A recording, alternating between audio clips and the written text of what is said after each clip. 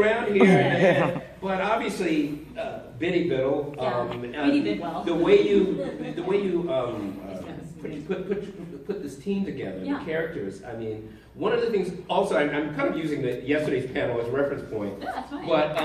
But what makes a sports comics interesting?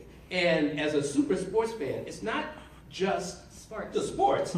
It's building. It's all the stuff that builds to the games. Like the example I always give is Friday Night Lights, a TV show, is about the days Saturday through Thursday. Sure. It's not just about the actual game. And I think that's really, and it's funny because also in manga, it's really just about the game. A lot of the times it's like a Dragon Ball Z episode of is the ball gonna go in the hoop? And there's 20 pages of that. But I feel like in telling my story, there's so much about college, there's so much about baking, there's so much about all these other characters and their relationships. And the language of hockey. Some of it I assume is fictionalized, but it works. Yeah. It works as creating the culture that these guys exist in. Yeah, and I tried, the only word I've really, I invented a few words, invented, frog is what they call the freshmen in there, and swasum is their big slang thing. Even calling the house, it's all kind of building a language, because that's what sports is about. Yeah. But go through some of the main characters for those who may not be familiar. Okay, so the story follows Eric Biddle, aka Biddy, because everybody in hockey has a nickname, so Biddy of course gets the nickname Biddy. He's from Madison, Georgia. He loves to bake, and his big thing is that he's scared of getting checked, which is when you get hit on the ice. He basically goes into the fetal position, the fainting goat. And he's just really scared of it. And then there's Jack, who is in the background. So a funny thing between the year 1 and year 2 covers, Jack is facing away, looking over his shoulder in year 1. And then in year 2, he's looking right at Biddy. So there's some... And then, of course, that's kind of one of the first hugs there, too. Yeah, scoring goal. It has to be through hockey. That's the only way they can talk about their feelings. Goal scorer. Yeah. You can give them all the hugs you want. Yeah. That's the thing. So there's, and then we can see Ransom and Holster in the background. They're 2 of the defensemen. Their thing is kind of this parody of bros, they're best friends. And here they are sharing a best friend sentence. And I'll talk about Chowder too, and the rest of the freshmen that come in at the end of the first year and have more lines in the second year. But they're just the new kids that come in every year. Chowder, his thing is that he's pretty enthusiastic all the time. If you were to describe Chowder, he'd be an exclamation point. He's obsessed with the San Jose Sharks. He is probably wearing Sharks underwear and and he's based off one of my friends from college, whose name is also Chris Chow, who is obsessed with the San Jose Sharks, but never got to play hockey. Okay, here's some background stories. So Chris was he was the president of our intramural team for hockey. Chris is from California. He can really barely ice skate. And he and I, a few of our friends, we were all on the Jonathan Edwards, our dorm, the intramural hockey team. And all he wanted to do senior year was win.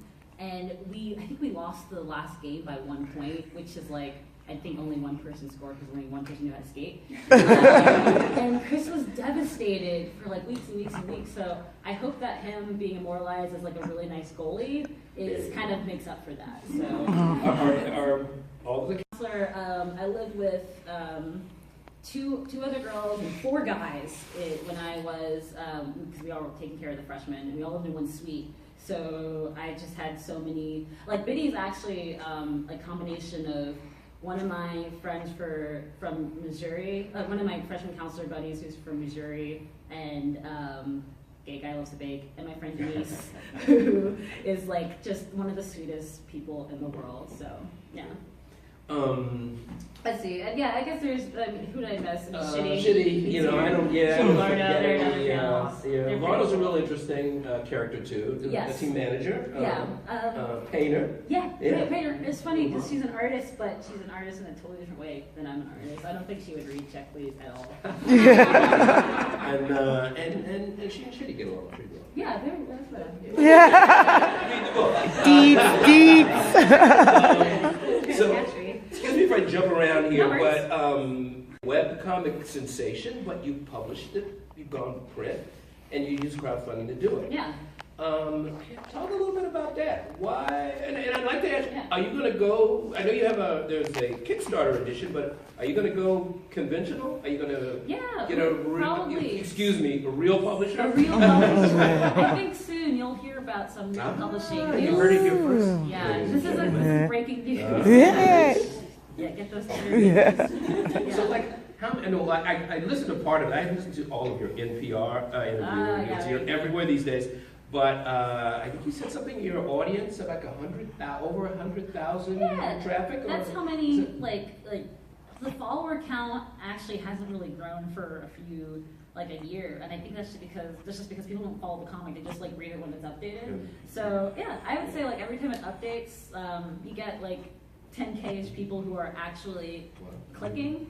It's a pretty decent following at the moment. Yeah. Not bad, I would say. It's ironically, I don't like tooting my own horn, but I do like to point out that mainstream comics are a little backwards sometimes. Like, I know that more people read my comics than other titles that are being published. Well, that's a very good point. I mean, one of the things at Publishers Weekly that we have tried to do with our comics coverage over the years is that we're trying to talk about how this category, this medium is broadening its base. That, it's no longer one genre. We love that genre. Yeah. I don't have to name it, you know what I'm talking about. I love it. It made me the comics fool I am today. However, we see comics in different spaces now. Yeah. We see them in the bookstore place where most of the readers are. We see creators like you, making them and creating a whole different way for people to get into this medium. So you're kind of in a really, as I was saying, you kind of, not only is your comic making the world a better place, I hope so. you're bringing a lot more comics readers into this, into the medium. That's more of a statement than a question. I was going to jump on that statement because I know that, and we were talking about superhero comics. In case you didn't know. Superhero comics can sometimes be so inaccessible because, I mean, like you said, you can't keep up with the continuities and even the nature of comics. So like, oh, you didn't know that Wolverine said this in issue 47, then you're not a real comics fan. Like stuff like that makes it so hard to get in, where I want people just to know that any story can be told in comics, and with Check Please, you just go online and I mean, what do you have, a middleman? Yeah, no, I have a manager who's really cool. I mean, hey there. Because, you've got serious readers here. Yeah. So fulfilling that is no small thing. Yes, the first one that and you seem to do a really good job. You keep everybody updated. It's cool. Hopefully. The first one, Check Please Year 1, I did the fulfillment for that entirely by myself. I had a lot of advice. I was still asking my manager, my soon-to-be manager, for tons of advice. But it was now I definitely have more help. But that first year it was a summer. I had never. So I basically with the first Kickstarter I got about 70,000, which I mean, Kickstarter takes some of that foam off the top, and then you expend it on expenses, and then taxes get the rest of it. But it was. You'd raise even more for volume 2. Yeah, so 400,000. Yeah. Something. I mean, holy moly! But it's something where you're there's so many moving parts, and it was like a crash course into publishing, especially that first year, because I had to work with a publisher. And then I had to work with distribution, which was spreadsheets on spreadsheets. Yeah. So. Now, these editions also, there's other material for the print edition. And at the end of the first book, of course, there's a lot of discussion about the characters, and so there's value added. Yeah, I try to add a little bit more to it so that people are they see the behind the scenes things. Yeah. Like you learn characters' middle names, which some people really like. So. All right, let's jump. I want to get we've got a little time. I want to get the audience involved with some questions, but I got a few more. Okay. I get to talk to her a little bit more. Research into all of this hockey. Yes. You became a hockey fan. Yes. And also your world building. That once again, it's the stories behind the games that make the games really exciting because you were invested in the characters. I mean, Samwell. Yeah. They play Yale at a certain point, and much of the Ivy and much of the ECAC, who those people may not be aware of it. I mean, one of the conferences that actually is interesting at ECAC because it pulls teams for hockey out of their general conferences.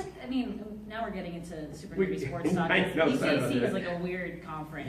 It's like the colleges that are in it would not be associated for any other thing but hockey. For different leagues. It's really just a hockey league. But the research that I did, maybe my approach to research, I think it was just obsessively learning, almost as though it were a language, so that I could just have my storytelling, my storytelling be go through that language in a way. I just learned everything I could about hockey and did a ton of interviews, and that way, when I was ready to tell my story, I was equipped with a vocabulary to tell it. So, yeah. And the visual vocabulary too. Yes. I mean, some of the best parts of the book. I have a huge reference library. Well, even the architecture of favorite ring. The gear, and I'm also interested in the evolution of your own art. I mean, it's very consistent, but there is a difference. You can go. It gets a bit more polished. Year 1 to year 2. After I go to art school. Yeah. I was just like, so it's how you draw. It does work. That art school thing does work. It does work for the most part. It does work. I think I love to draw. I would be sketching here. If there were other people on the panel, I usually start sketching. It looks like I'm not interested, but it helps me listen, actually. I love to draw, and when it comes to getting things right, like drawing a hockey stick, there was also this weird imposter syndrome where I was so concerned that people were going to send me angry asks on time. They're like, wow, you said you did research. Well, it turns out that hockey stick's not right. And I was waiting for someone to just... and that has happened when people are kind of snickering, oh, she didn't know how to do this, but I try to get it right. You try very well too. Thank you. Thrown around. Even I'm I love hockey, but I can't tell you, even on the Rangers, I can't tell you what line anybody's on. I don't know. The speed and the power of the sport is what really attracts me. You guys still have Chris Kreider, right? Yes. He went to the same school as one of my friends. He went to Andover, and he also took Carey Price out of the... Anyway, that's not answering your question. I just don't like him. That's all right. Well, that's what makes for a hockey game.